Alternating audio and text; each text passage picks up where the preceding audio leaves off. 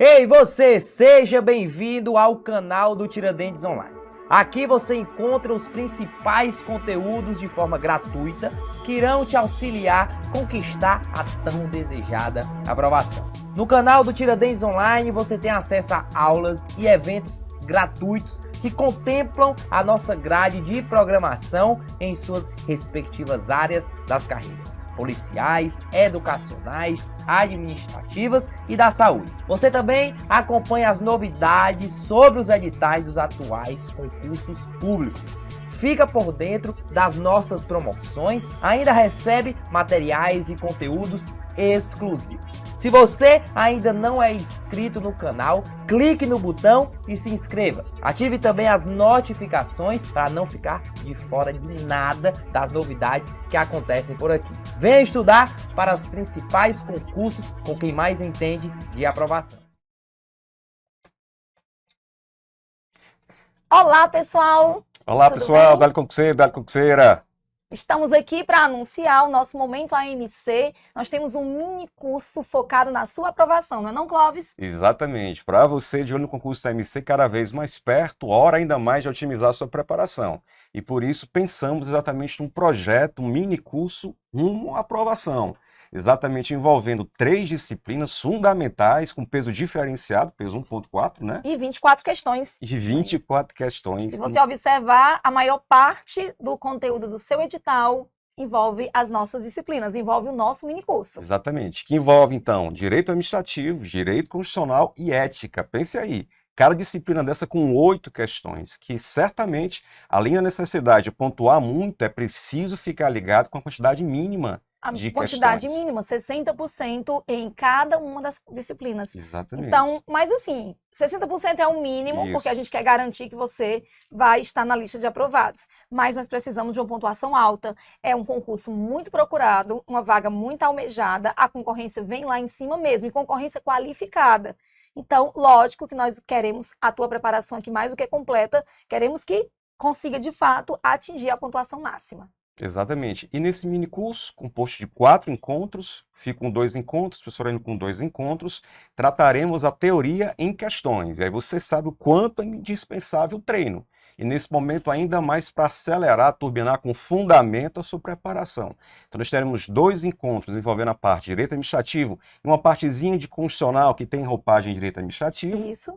E as outras duas aulas. Pronto. Nas demais, eu vou trabalhar o direito constitucional e a ética.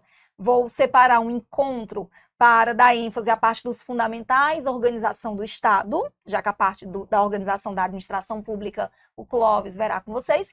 E na aula seguinte, já pertinho da prova, nós vamos abordar ética, que é uma disciplina que vocês estão com muita dúvida, porque não é comum, é a primeira vez que o município de Fortaleza cobra essa disciplina em concurso. E a novidade, né? Novidade, o edital o código de ética é novíssimo, é do dia 3 de maio agora desse ano.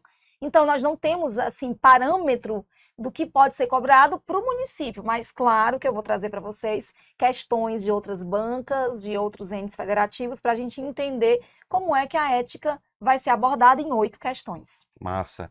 Então, ó, a partir de agora, dia 28, nesse sábado, das 8 às 11 horas, aqui, Tiradentes Sede Centro, tem início no nosso minicurso Uma Aprovação. Presencial, não é? Presencial. Minicurso presencial, Presencial. com certeza. E aí, veja que dos próximos 4 sábados, talvez seja decisivo para a sua aprovação. E já chegando pertinho da prova, Pertinho não é? da prova, cada Nós vez estamos mais. aí há poucos dias da prova, um pouco mais de um mês da tua prova, então é o momento mesmo de garantir essa vaga. Exatamente, ó. Se você pega, são 80 questões, e nós temos 24 questões com essas 3 disciplinas, isso dá mais de quanto, nosso engenheiro? Dá mais de 30%. 30%.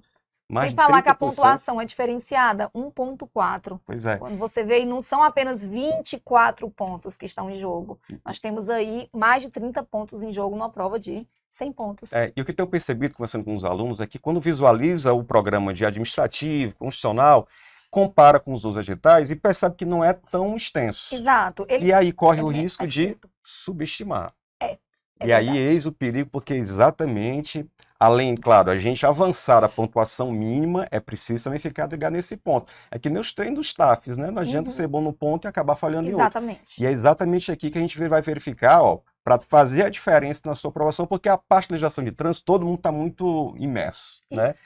Penal e processual penal é a vibe normalmente dos concursos mais operacionais. Exatamente. E essas 3 matérias que, na verdade, podem fazer e farão a diferença certamente na sua aprovação. E é por isso que nós estamos aqui justamente com essa ideia de deixá-los totalmente preparados. Então, não perde tempo. Dia 28 de outubro, sábado, serão 4 sábados, Tiradentes presencial, sede centro, a partir das 8 da manhã. Eu, professora Emily Albuquerque e o professor Clóvis estaremos aqui para garantir as melhores questões e assim fazer com que você consiga atingir o seu resultado. Manhã produtiva dos próximos 4 sábados. E por falar em questões, na sequência, a gente vai começar a incrementar aqui algumas questões, engatilhar alguns pontos em questões, para você perceber exatamente como vai ser a vibe do nosso minicurso. Quem começa? Vou começar, né? Começa. É isso? Posso começar? Então vamos lá, que não pode perder tempo. Vou começar aqui com direito constitucional, daqui a pouquinho o Clóvis entra com direito administrativo, organização da administração na Constituição e ainda vou finalizar com ética. O nosso momento aqui é para você entender qual será a abordagem que faremos no nosso mini curso. Beleza, gente. Então é isso. Professora Emily, já a gente volta. Valeu! Valeu! Vamos lá, então?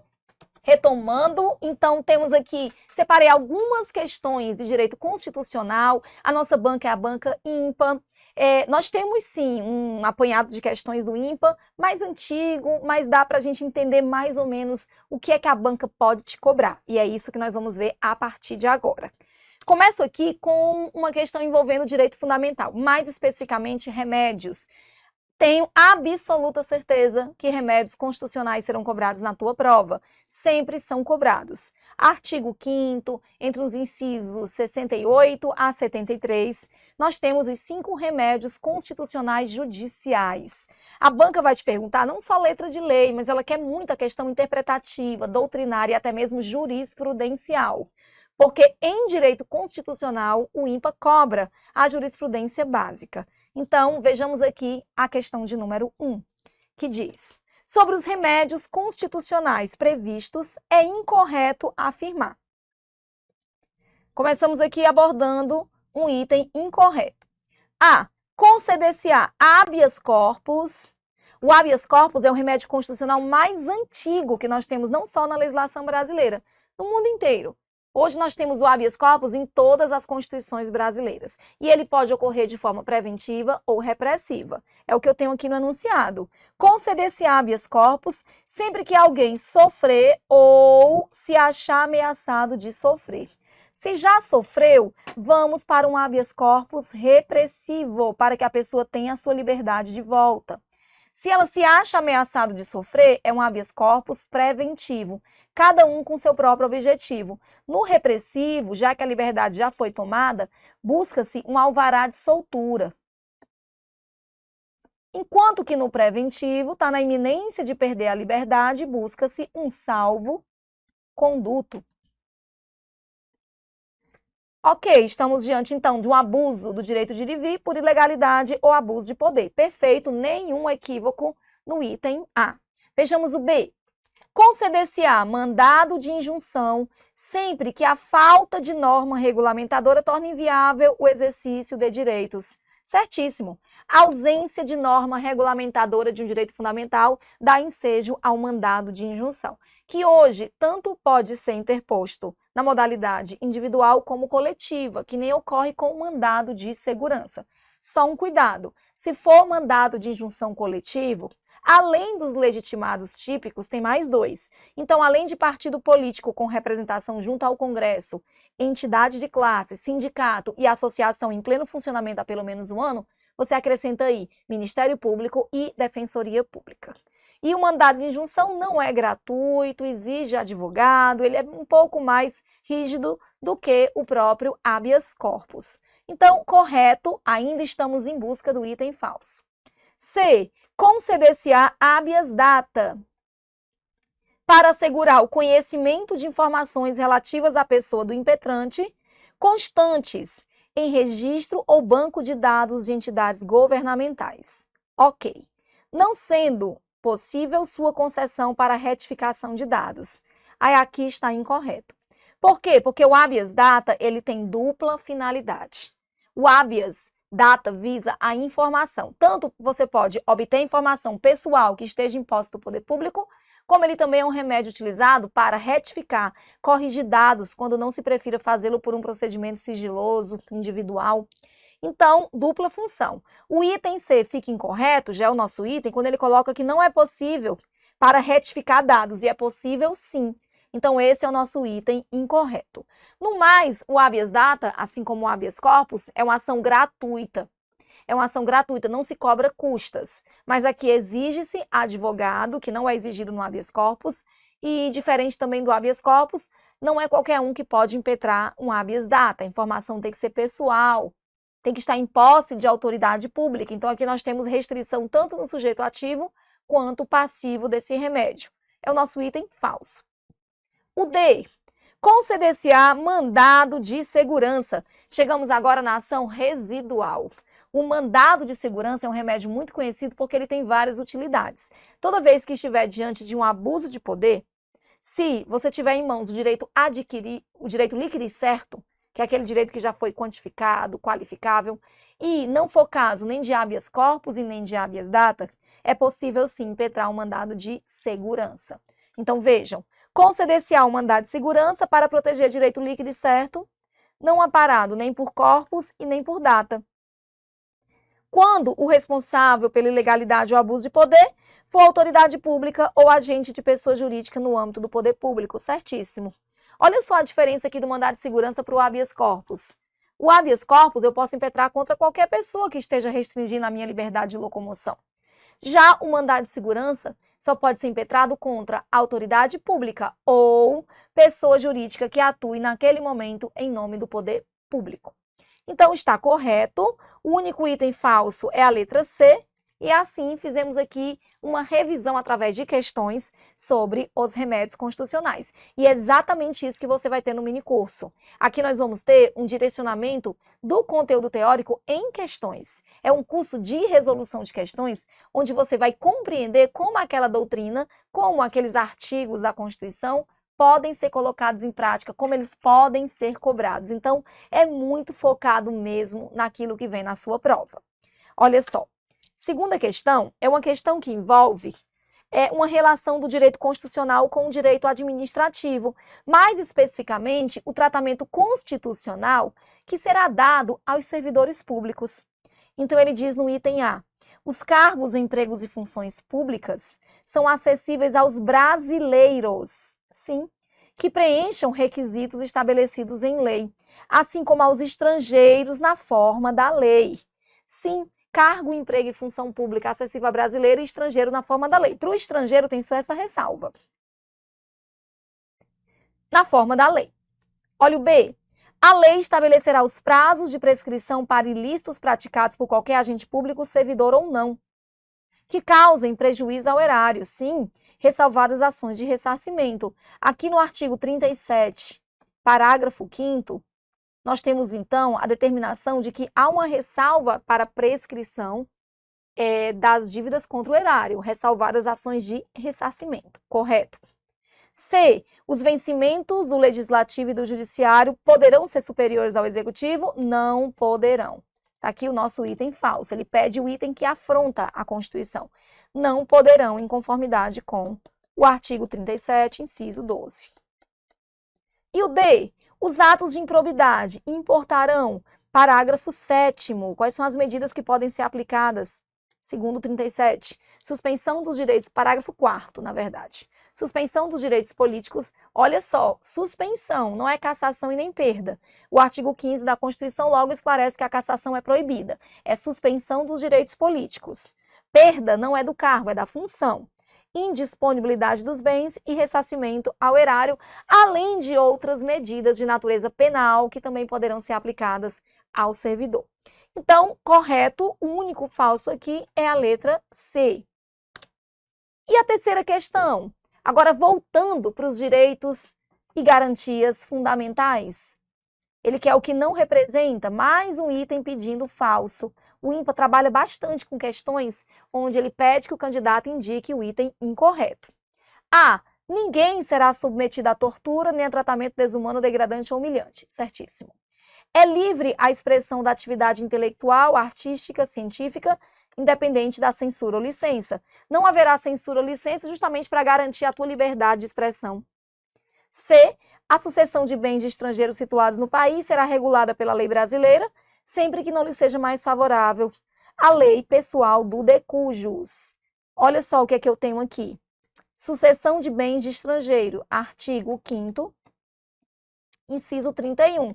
Em regra, a lei que nós utilizamos no Brasil é a lei brasileira, mas aqui eu tenho uma exceção. Quando se tratar de sucessão de bens de estrangeiro, aplica-se a lei brasileira ou é possível aplicar a lei do de cujus estrangeira que seja mais favorável. Então, é regulada pela lei brasileira sempre que não lhe seja mais favorável a lei pessoal do falecido. Ok? E o item D. A pequena propriedade rural, desde que é trabalhada pela família, não será objeto de penhora.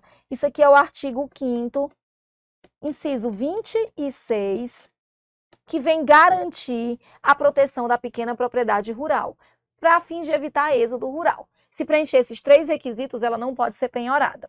Tem que buscar outra forma de garantir a dívida. Pequena propriedade rural, trabalhada pela família, desde que o débito seja decorrente da atividade produtiva. Se cumprir esses 3 requisitos, o inciso 26 do artigo 5º diz que essa propriedade não pode ser objeto de penhora.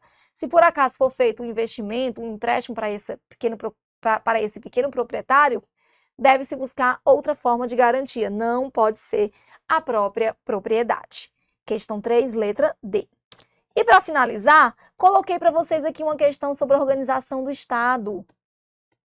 Artigos 18 ao 32, sempre cai muito em prova. Hoje em dia, cada vez mais esse tema é cobrado em direito constitucional e vocês ficam com muitas dúvidas.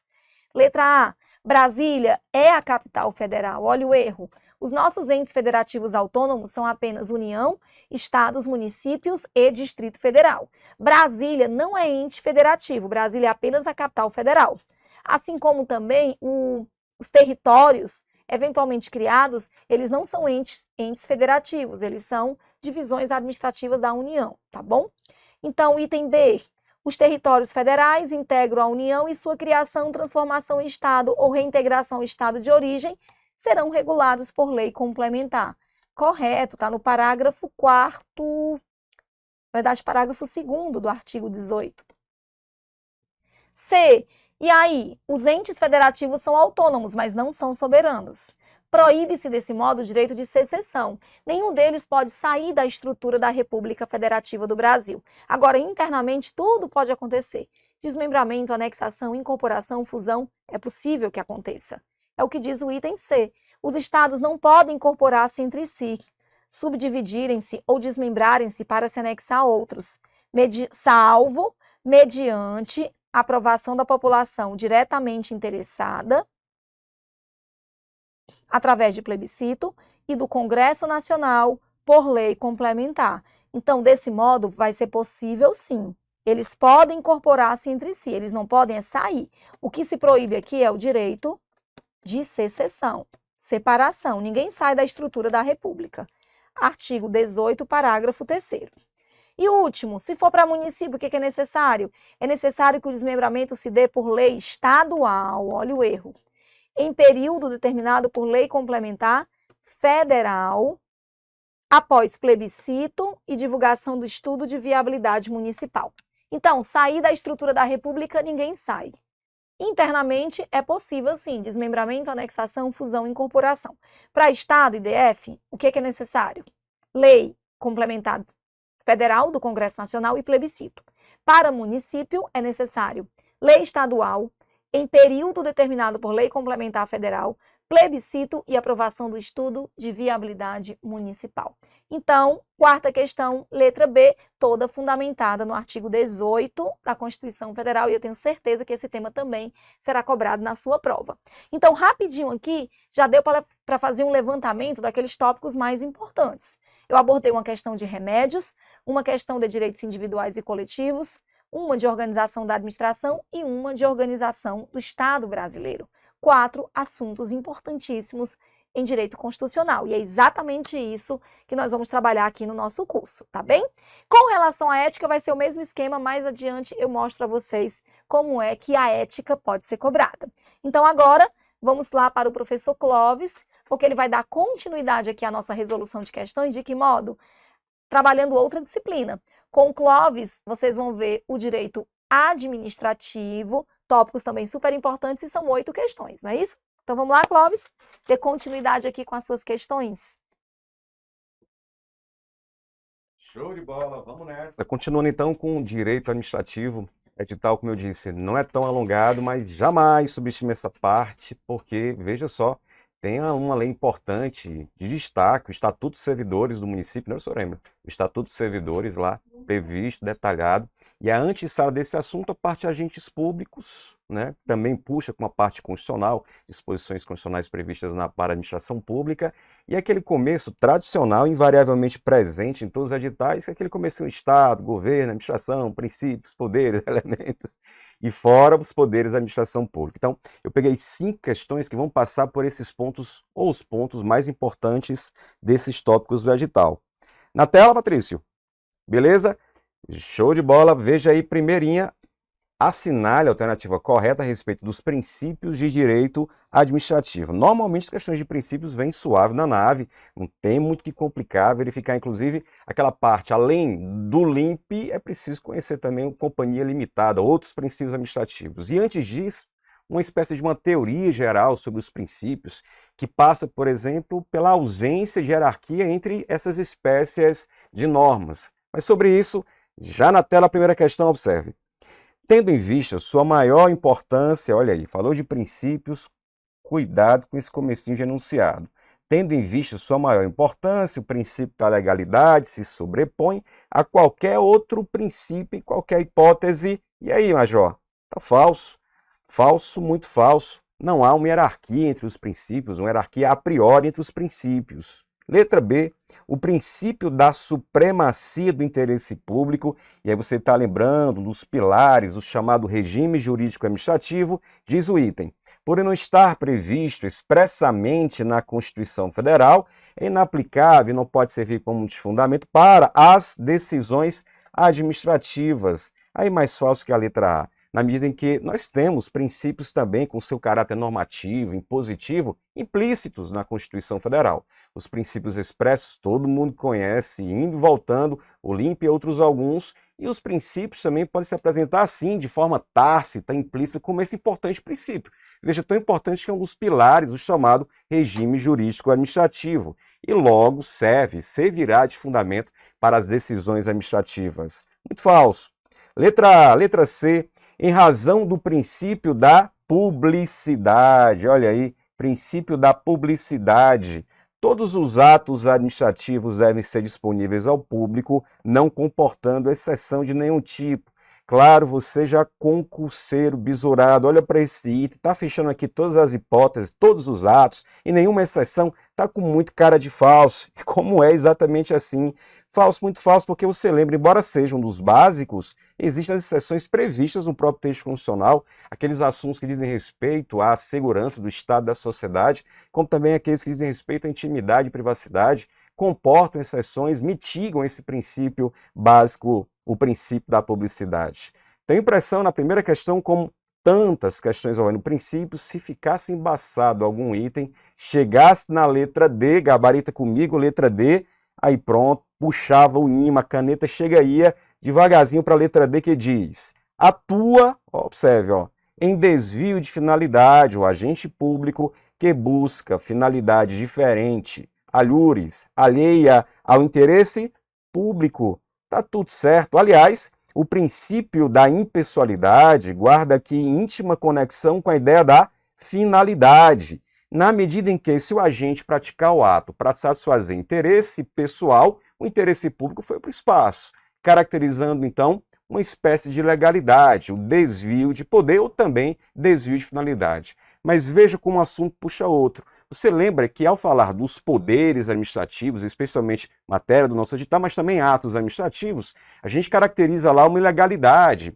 uma expressão maior chamada abuso de poder, não é verdade? E o abuso de poder, expressão maior, tem um dos tipos chamados desvio de poder, desvio de finalidade. Observe o card na sequência, abuso de poder. É quando, então, um dos poderes administrativos ou atuação administrativa é tida como ilegal, podendo ser de dois tipos. Dois tipos, excesso de poder, problema, vício na competência, e o desvio de poder, está aí o mesmo que desvio de finalidade, é porque há um problema exatamente nesse aspecto, o interesse público não foi atingido, ou então a finalidade do ato em si não foi alcançada. Caracterizando, então, desvio de poder, desvio de finalidade, se conectando com o princípio da impessoalidade. Não é por isso, primeira, gabarita comigo, letra D.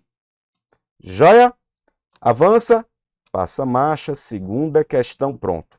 A segunda já vai frisar um assunto, poderes administrativos, e aí da mesma forma, né, professora, não tem como não aparecer poder de polícia. Não tem como não aparecer no concurso para MC poderes administrativos e ainda mais poder de polícia. Veja 2. João estacionou seu carro com as 4 rodas em cima da calçada, impedindo que os pedestres transitassem por ela, obrigando-os a passar pela via pública. Por tal razão, seu veículo foi, olhe, guinchado por ordem do agente público municipal de trânsito. Na hipótese em tela, o atributo do ato do poder de polícia que permite a aplicação direta ao administrado foi, e aí? Atributos dos atos do poder de polícia. A gente lembra logo de 3 características fundamentais, né, repetidas à exaustão nas provas. Ah, Cláudio, mas caiu tanto que não caiu ao contrário, Major. Exatamente, esse é um forte sinal que, mais uma vez, vai aparecer ainda mais tão linkado com as ações do cargo da MC. Aliás, quando se fala de atributos dos atos do poder de polícia, na tela, observe só, nós temos então essas 3 ideias, esses 3 atributos, DAC, OCARD, DCA, né? Qualquer um serve. O importante é lembrar, printar mentalmente e valendo, ó. A ideia da discricionariedade, que significa liberdade, em resumo, né? De agir. Autoexecutoriedade, que significa agir sem precisar de medidas judiciais prévias. E a coercibilidade, agir sem precisar da concordância do indivíduo, do administrado, do particular. Então, vale, ao lembrar dos atributos do poder de polícia, pode ser assim, ó. Opa. Pode ser o nosso bom e velho DAC daqui. Beleza? Antes de voltar para a questão, vale lembrar que qualquer questão que generalize e diga que todo ato do PP, do poder de polícia, tem discricionariedade, tá falso, ó. Existem alguns atos do poder de polícia que têm um aspecto vinculado, como acontece com a licença. Licença para dirigir, por exemplo. Da mesma forma, qualquer questão que diga que todo e qualquer ato do poder de polícia tem autoexecutoriedade, está falso. Alguns atos a administração só pode implementar se houver participação, se houver medida judicial. E da mesma forma, coercibilidade, também tem exceção. Alguns atos não são impositivos, alguns atos são negociais. Ou seja, só há expedição se houver solicitação.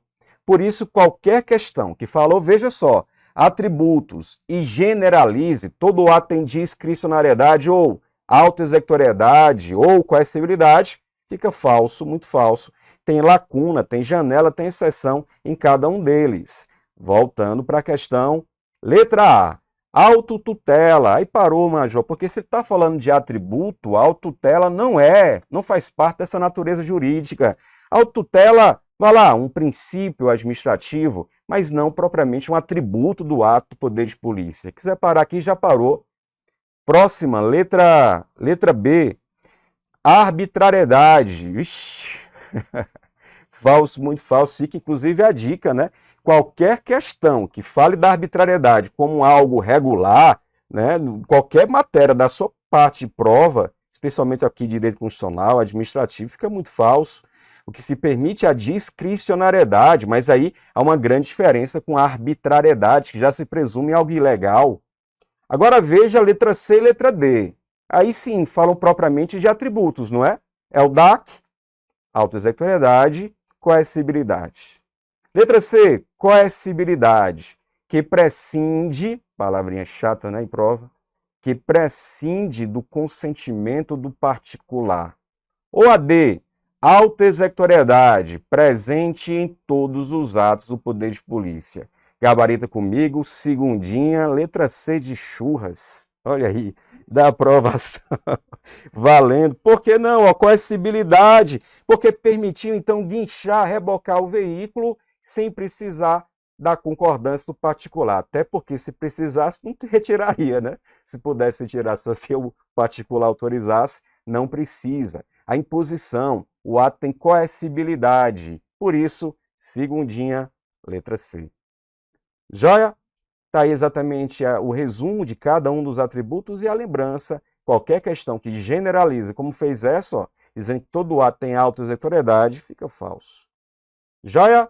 Tranquilo? Beleza, já vou de 3. Antes de puxar a terceira questão, traz para mim, Patrício. Vale a pena lembrar, então, ó, nesse sábado já começa o nosso mini curso Uma MC. No total, verifique que estão na mesa, em jogo, 24 questões. 8 questões de direito administrativo, 8 questões de direito constitucional, 8 questões de ética. Não tenho dúvida que a sua aprovação passa em fazer ótimas provas, 3 disciplinas indispensáveis à sua aprovação. E a gente está chegando num momento, como o professor Lembra falava há pouco, fundamental, já é a prova. Então a gente vai ter muito mais margem de manobra, outros cursos, não tem como. É agora ou é agora para aprovação. Então veja, se eventualmente nos outros concursos bateu na trave, quase está valendo a MC. Em 2023, olha que coisa, você pode resolver a parada com um concurso que não fica nada a dever em relação aos demais. E observando direitinho, talvez até mais interessante, a perceber as escalas, da estrutura da entidade, enfim, 2023 ainda está em jogo e pode resolver a parada já agora com o início do nosso minicurso. Beleza? Eu falo isso porque a terceira questão envolve aquele assunto, professor, aqui, afastamento para exercício de mandato, que tanto está puxando com agentes públicos, como está no artigo 38 da Constituição, como está no artigo 72 do Estatuto. Então, um assunto que faz fronteira com 3 disciplinas. Não tenho dúvida que pode ser que seja exatamente, mais uma vez, um alvo dessas questões. Veja, então, repare questão 3. O servidor público investido em mandato eletivo está sujeito a várias disposições. Tratando-se de mandato, aí lá vai. Artigo 38, especialmente da Constituição, mas também o próprio Estatuto estabelece isso. E poderia ser simplesmente a questão falando de agentes públicos. Para ficar melhor de visualizar isso, regrinhas que serão aplicadas especialmente aos futuros servidores que se candidatarão ao próximo ano, né? Vereador para prefeito, se der certo, vou aplicar essas regrinhas aqui, ó, na tela. Afastamento para exercício do mandato eletivo. Nós temos aqui as divisões, os tipos, natureza dos mandatos eletivos e as regrinhas, as únicas que você precisa se preocupar. Se precisa ou não se afastar do cargo. E depois como é que fica a remuneração. Então veja, se foi eleito para o mandato federal, ano passado, né? Disputa aqui, ó, federal, estadual, distrital, eu aplico a mesma regra. Tem que se afastar do cargo que fez concurso. E a remuneração? Receberá apenas a do mandato. Aqui os cargos em disputa em 2024. Veja, prefeito e vereador. Prefeito, se foi eleito, se afasta do cargo. E a remuneração? Poderá escolher. Olha a dificuldade. Poderá optar entre a remuneração do cargo efetivo ou do prefeito. Vereador, fica tranquilo, fica suave, que sempre vão abastecer com essa informação, ó. Se tem ou não compatibilidade de horários. Se for eleito um vereador, e a questão mencionar que não há compatibilidade de horário, aí você lembra da regrinha que você já conhece, que é a mesma, da do prefeito. Se afasta do cargo, podendo escolher então se quer receber como efetivo, servidor efetivo, ou como vereador. Agora, se for eleito vereador em que houver possibilidade, compatibilidade de horários, ou seja, dá para trabalhar como servidor, dá para trabalhar como vereador, ele não precisa se afastar do cargo. Ora, tem compatibilidade de horário, trabalha em ambos e receberá, portanto, claro, se trabalha nos dois casos. Combinado? Então veja a questão 3. Tratando-se de mandato federal, ficará afastado do seu cargo ou função e com prejuízo dos seus vencimentos. Valendo já? Confere. Letra B. Para prefeito, será afastado do cargo e terá a remuneração desse cargo. Não é sem posição, na medida em que ele pode escolher. Falso. Letra C. Para vereador, não será afastado do cargo em nenhuma hipótese. Já para aqui. Letra D. Estadual não será afastado do cargo ou função. Falso. qualquer mandato estadual, ó, se afasta sim do cargo, como o federal, como disse a letra A. Federal ficará afastado de seu cargo ou função e com prejuízo dos seus vencimentos. Como o servidor não recebe. Por quê? Porque vai receber só, só como deputado, ó, só como governador, só como senador, enfim, só a do mandato. Fechado? Valendo então, terceira, tá aí, letra A. Joia? Segue. Passa a marcha, Patrícia. Ex-nunc, né? Para frente. Para frente. Quarta questão, pronto. Estatuto, de acordo com o previsto na 6794, para as penalidades disciplinares, pronto. Sanções que serão aplicadas, necessidade de instauração de processo, a partir de uma pisada na bola, assim considerada pelo Estatuto, necessidade de apurar e, quem sabe, apenar o servidor infrator. Quais são as punições que um servidor municipal pode sofrer? Na tela, observe só, a advertência, e aqui do lado, gente, os artigos, né, correspondentes, respectivos, que estabelecem as irregularidades. Então, os casos que elevam a advertência, cartãozinho amarelo, a mais leve, puxadinha na orelha, artigo 177. Suspensão, mais grave que a anterior, artigo 178. Demissão, artigo 180. Então, embora também haja previsão de cassação e destituição, expressamente a lei não indica os artigos. Mas essas são as punições. E, Clóvis, e cadê a exoneração? Aí você sabe, Major, a exoneração não é punição. Cadê a censura? Censura não está prevista como sanção no próprio estatuto. No próprio estatuto como de servidor do município, 6794. Veja a letra A, então. A advertência deve ser necessariamente acompanhada de imposição de multa pecuniária de caráter pedagógico. Bom, falso, muito falso, são vários erros aqui, porque, primeiro, não existe acumulação de punição com multa. Como não, Clóvis? O que existe é a conversão, não a acumulação. E isso vai acontecer com a suspensão, não com a advertência. É isso. Traz para mim, Patrício. A suspensão, no lugar do poder público apenar, assim, ele pode decidir em converter os dias suspensos em dias multa. Há um teto de suspensão por até 90 dias. Suponha que, após o processo, chegue à conclusão de apenar com a suspensão de até 30 dias. O servidor ficaria sem trabalhar e sem receber, mas quem faria parte dele nesse momento?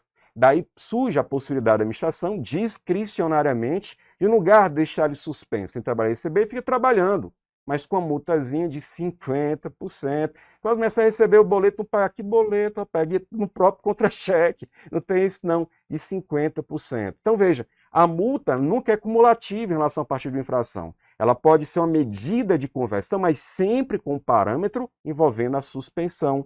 Por isso, falso. B diz, a advertência e a suspensão ficam registradas na ficha do servidor apenado, não podendo ser canceladas durante a atividade. Está falso. A lei faz uma promessa ao servidor que foi advertido ou foi suspenso. Nos próximos 3 ou 5 anos, respectivamente, advertência 3, suspensão 5. Se o servidor apenado, uma dessas, não cometer nesses prazos nenhuma nova infração, pronto, será cancelado da sua ficha a punição que foi aplicada. Portanto, se permite sim o cancelamento de ambas, a advertência e suspensão. Olha o prazo, 3 no caso da advertência, passados 5 anos no caso da suspensão. Letra C. A primeira infração disciplinar praticada pelo servidor efetivo deve ser necessariamente apenada com advertência. Será que existe a necessidade dessa gradação? Porque é um servidor que tem 20 anos de casa, nunca cometeu infração, aí cometeu um deslize. Mas cogite, considere que o deslize seja um crime contra a administração. Por conta desse bom comportamento, ok, mas o servidor então será advertido? Não, existe uma correspondência entre as punições e as infrações, ou entre as infrações e as punições seguintes. No caso dessa infração, crime contra a administração pública, ou como está previsto no Estatuto lá expressamente assédio sexual, é logo demissão. Não tem o cartãozinho amarelo que seria advertência. Para advertência, são outras infrações, que o próprio legislador, utilizando algum senso de razoabilidade, considera mais leve. Não é o caso, portanto, do servidor que tem uma boa ficha funcional, comete a primeira infração, mas se a infração prevista no estatuto já for com demissão, é demissão. Necessidade de processo, apuração da conduta, mas ao final poderá sim ser a demissão.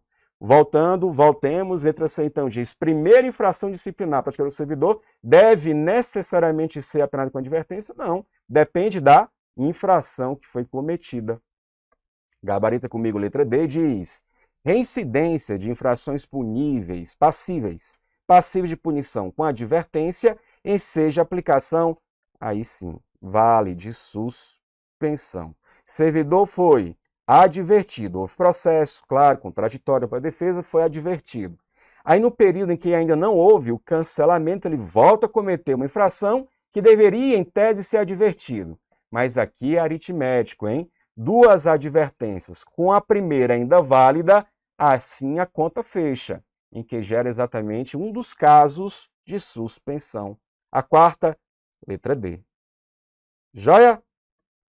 E, por fim, quinta questão, também na tela sobre o assunto, 679490, veja aí, letra A. O servidor será apenado com a exoneração, caso cometa a infração de assédio sexual. E aí, Patrício, certo ou errado? Olhe, dá uma vontade mesmo de marcar, né? Porque ele fala de uma infração, fala de um desligamento, mas, ó, é pena? É não, Major, exoneração, cuidado, parece assim ser 6 por meia dúzia, mas as punições únicas previstas no Estatuto são essas. A exoneração é outra forma de desligamento, mas não com caráter punitivo, pelo menos não é tratado assim no Estatuto. Falso A, letra B. Aliciar outro servidor no sentido de filiação a partido político. Vixe, deve acontecer isso no próximo ano, hein? Coagir o servidor a se filiar a um partido ou né, gostar do apoio, coisas do tipo, mas a infração é essa. Aliciar, coagir outro servidor no sentido de filiação a partido político, a infração grave, sujeita à demissão. E aí? Certo?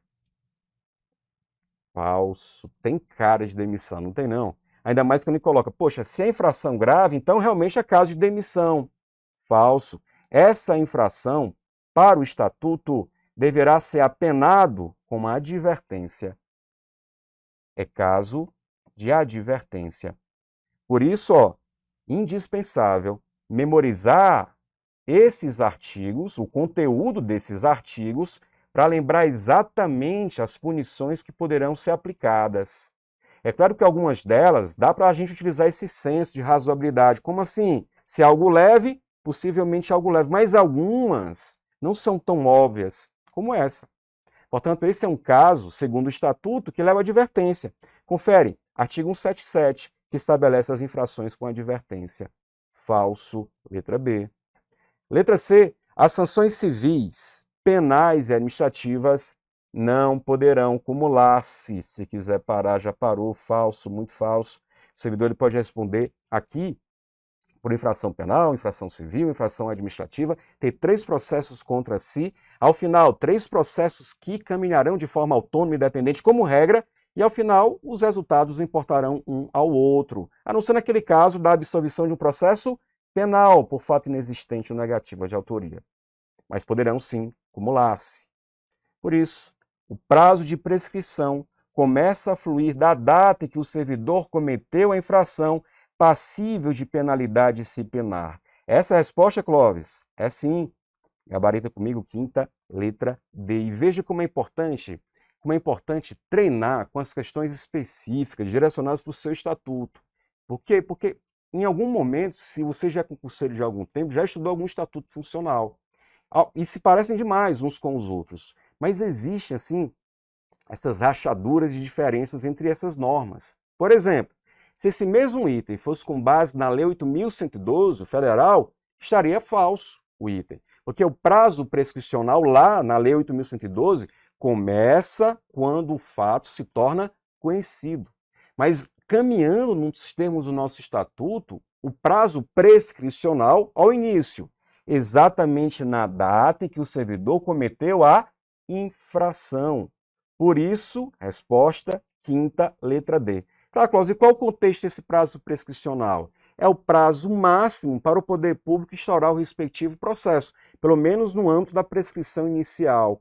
Perdendo esse prazo, perdeu, Playboy. O poder público não pode instaurar o processo administrativo visando puni-lo. Mas veja como esse detalhe, resposta da questão, faz diferença mudando o parâmetro do Estatuto Federal, se fosse a questão nos moldes de lá, aplicada lá, teria como resposta de forma diferente. Mas para cá, para o nosso rumo, nosso objetivo, leia 6794, quinta, gabarita comigo, letra D. E por falar em prescrição, para fechar, só existe uma dessas que é imprescritível tratada no Estatuto, que é o abandono de cargo. Todas as demais têm prazo, né, para se instaurar o processo e aplicar as respectivas sanções.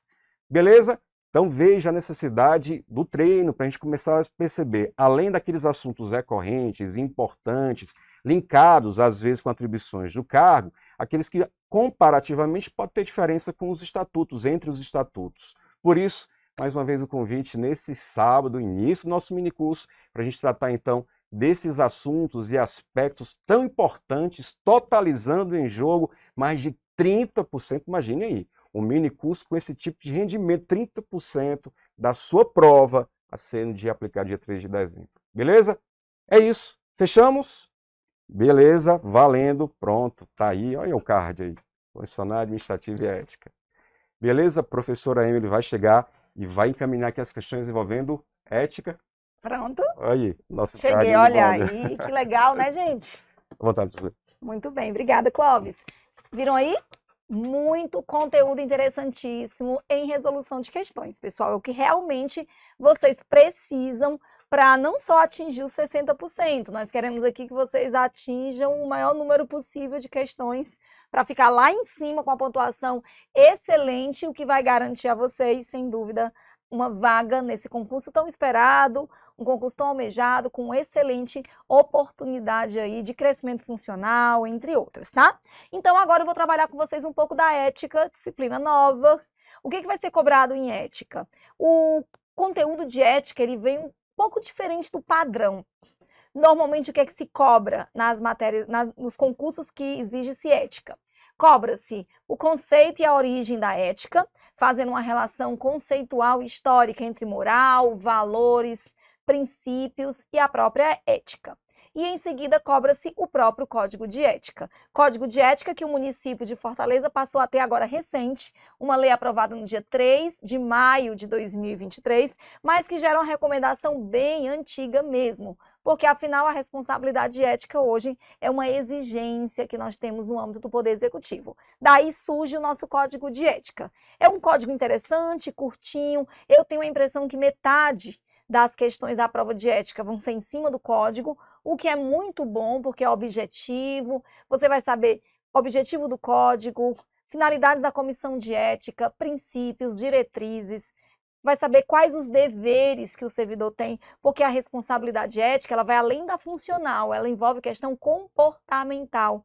E o objetivo do processamento ético não é punitivo, é um objetivo pedagógico, de orientação, de garantir que o servidor, na verdade, o agente público, porque a nossa responsabilidade ética, ela diferencia-se da responsabilidade comportamental. Ela se diferencia bastante da responsabilidade comportamental. Ela é uma responsabilidade que envolve a vida privada, envolve o dia a dia, de modo que os atos e fatos praticados na tua vida privada não podem influenciar negativamente tua imagem pública. Daí, então, que nós faremos uma abordagem aqui das sanções que poderão ser aplicadas. Para tanto, selecionei algumas questões. Olha só a primeira questão. No que se refere à ética na administração, assinale a opção correta sobre ética na administração pública. Item A. A moralidade no âmbito da administração confunde-se com a prática administrativa reiterada e não impugnada pelos órgãos de controle. Vejam, são princípios, onde o Clóvis até mencionou aqui, os princípios da administração pública, eles têm uma relevância onde não há supremacia, a imposição de um sobre o outro. Cada um tem seu próprio objetivo. Então, a nossa ética aqui está muito focada no princípio da moralidade, da impessoalidade. Aí ele diz que a moralidade confunde-se com a prática administrativa reiterada e não impugnada pelos órgãos. A moralidade a que nós nos referimos aqui é o padrão de comportamento. Então, ele não confunde-se. B. Por se tratar de questão submetida ao domínio espiritual, preceitos morais não se aplicam à dinâmica administrativa. Quando eu falo em preceitos morais, eu estou definindo o padrão de comportamento. Então, aqui é onde vem a diferença da moral para a ética. A ética é a ciência que estuda a moral, que analisa a moral e dela vai extrair valores e virtudes que vão ser transformados em princípios que vão definir esse padrão de comportamento. Então, a moral é subjetiva, é íntima, é cultural. A moral, ela é pessoal, a ética não. A ética é um padrão de comportamento objetivo, é um padrão de comportamento definido por normas. A moral é teoria, a moral é prática, enquanto que a ética é teoria. Item C. O princípio hierárquico sobrepõe-se ao princípio da moralidade? Mais uma vez aqui, não há esta sobreposição, não há esta hierarquia. O D. Um gestor investido em cargo de chefia que decida nomear cônjuge ou irmão para a função gratificada a ele subordinada, incorrerá em preceitos morais. É onde nós vamos falar do conflito de interesse no Código de Ética. É onde nós vamos abordar um pouco da questão do nepotismo e da violação aos princípios da moralidade e da impessoalidade. Então, aqui na primeira questão, você marca a letra D. Segunda. Durante a primeira metade do século XX, o mundo passou por uma radicalização política que culminou em 2 grandes guerras mundiais. Naquela época, o Ministério das Relações Exteriores expediu o seguinte ato: fica recusado o visto no passaporte a toda pessoa de origem étnica semítica. Aracy Moebs de Carvalho Guimarães Rosa, servidora do Consulado Brasileiro em Hamburgo, ignorou a ordem e continuou preparando vistos, permitindo que judeus buscassem refúgio no território brasileiro. Aqui é uma típica questão da prova de ética, bem subjetiva, mas que exige do candidato que conheça, de fato, os conceitos de moral e ética. Moral subjetiva, íntima, pessoal, cultural, a ética padrão de comportamento. Ora, tem uma norma do Ministério das Relações Exteriores que recusa o visto no passaporte de uma pessoa de origem étnica semítica. Vem essa determinação. A servidora do consulado não concorda e continua emitindo os vistos. Significa dizer que ela seguiu o seu padrão moral. Ela continuou tomando decisões levando em consideração o pensamento individual, pessoal, subjetivo. Ela considerou amoral, porque a ética determinava que ela não poderia ter emitido esse tipo de visto. Daí é onde você tem que entender que existem vários padrões de comportamento ético e que nem sempre eles vão ser os melhores ou os piores. Vai depender, então, do momento histórico, vai depender do grupo a que ele se refere. Então, dá para ver que a servidora aqui, ela cumpriu com a moral e ela descumpriu a ética, porque ela não seguiu o padrão de comportamento que exigiram para ela. Então, item A. Aracy agiu em desacordo com a ética e a moral, pois descumpriu expressa ordem administrativa. Ela violou a ética, mas ela seguiu a moral. Falso, portanto. B. A conduta, muito embora justificada em preceitos éticos, violou a moral pública. É o contrário. Ela ignorou a determinação do ministério, agiu conforme o pensamento dela, agiu conforme a moral pessoal dela. Então, ela não está justificada em preceitos éticos, ela está justificada, a conduta da Aracy foi justificada em preceitos morais, pessoais da própria servidora. C. Para analisar-se se Aracy agiu com base em preceitos éticos, é necessário conhecimento sobre o Código de Ética vigente. Na verdade, ela agiu de acordo com a moral. Mais uma vez, o preceito ético definiu um padrão de comportamento que ela não está seguindo. D. Ao ignorar a ordem, Aracy agiu seguindo sua própria consciência e baseado em valores morais, cuja importância superava a proibição administrativa. É exatamente isso. É aqui onde o candidato precisa saber diferenciar os conceitos e as características da moral e da ética. A moral é pessoal, subjetiva, cultural, baseia-se em costumes. A moral é prática, a moral é temporal. A ética é oposta. A ética é ciência, a ética é permanente, a ética é objetiva, é coletiva. A ética é teoria. Então, letra D é o nosso item correto na questão de número 2. Olha só, as duas primeiras questões, a primeira envolveu princípios e valores, a segunda envolveu conceitos de moral e ética, mas dentro de um contexto bem subjetivo, onde você tem que compreender o sentido dos dois termos. Aí vem para a terceira questão, já entramos aqui no Código de Ética, Lei 11.360, artigo 13. Ressalta que nas situações previstas na lei, instruída com provas, sendo assegurado o sigilo total dos dados do denunciante, a representação, denúncia ou comunicação será feita a quem? Diretamente à Controladoria e Ouvidoria Geral do município. Porque a responsabilidade ética, ela é comportamental, mas muitas vezes ela também pode gerar uma responsabilidade administrativa funcional. Então, comunica-se à Controladoria e à Ouvidoria Geral do município, com base no artigo 13, parágrafo único, letra B. E, por fim, questão 4. A escola moral mais antiga é a de Aristóteles, conhecida como moral das virtudes ou do caráter. Para ele, ao longo da vida individual e da vida coletiva dos povos, desenvolvemos costumes e hábitos que nos definem como seres morais. Então, considerando-se o pensamento de Aristóteles e a passagem precedente, é correto afirmar, mais uma vez, características de moral e ética. O A diz que a ética é uma prática desenvolvida a partir de atos. A ética é o padrão. A ética não é prática, a ética é teoria. Os hábitos estão relacionados ao divino. Aqui ele está referindo-se à moral. A moral é imutável e teórica? Não. A moral, pelo contrário, a moral é temporal e ela não é teórica. A moral é temporal e, ao mesmo tempo, ela é prática. A virtude é sempre íntima, particular, porque a virtude, ela vem de alguém, onde nós vamos ter aqui a definição da moral subjetiva. Então, na verdade, o que é que nós temos como correto? A ética é uma prática desenvolvida a partir de atos. Atos, a ética é teoria. Os hábitos é que estão relacionados ao divino moral. Então, assim, a quarta questão é a letra B. Mais uma questão envolvendo características de moral e ética. E é isso que nós temos para esperar aí na nossa prova de ética. Eu acredito que das 8 questões, serão umas 4 envolvendo o próprio código, que é novíssimo, é a Lei 11.360, e outras 4 questões envolvendo o conceito de moral, ética, características e a parte relacionada à ética no trabalho. Como é que nós vamos conseguir absorver bem esse conteúdo? É através de questões. E é exatamente isso que nós temos para oferecer para vocês aqui no nosso curso presencial, 100% resolução de questões. Eu vou ter aqui um sábado 100% dedicado para resolver questões envolvendo a nossa disciplina. Então está imperdível e eu espero por vocês. Não é isso, Clóvis?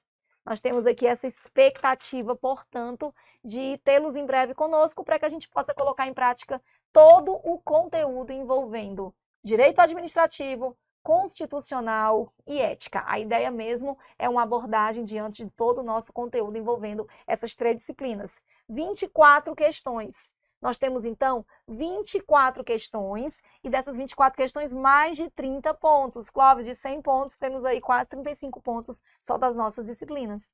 Exatamente, assim, e como eu disse, sem dúvidas é a diferença, vai fazer a diferença o minicurso para sua aprovação, porque o pessoal já vem estudando muito penal, processual penal, o pessoal está imerso na parte de legislação de trânsito e constitucional, administrativo e ético, o pessoal vamos fazendo, né?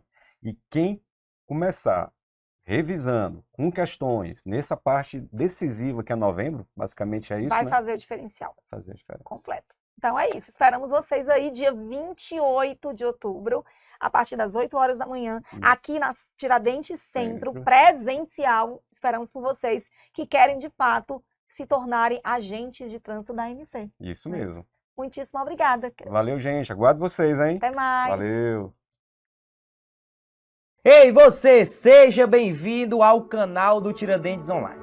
Aqui você encontra os principais conteúdos de forma gratuita que irão te auxiliar a conquistar a tão desejada aprovação. No canal do Tiradentes Online você tem acesso a aulas e eventos gratuitos que contemplam a nossa grade de programação em suas respectivas áreas das carreiras policiais, educacionais, administrativas e da saúde. Você também acompanha as novidades sobre os editais dos atuais concursos públicos. Fica por dentro das nossas promoções, ainda recebe materiais e conteúdos exclusivos. Se você ainda não é inscrito no canal, clique no botão e se inscreva. Ative também as notificações para não ficar de fora de nada das novidades que acontecem por aqui. Venha estudar para os principais concursos com quem mais entende de aprovação.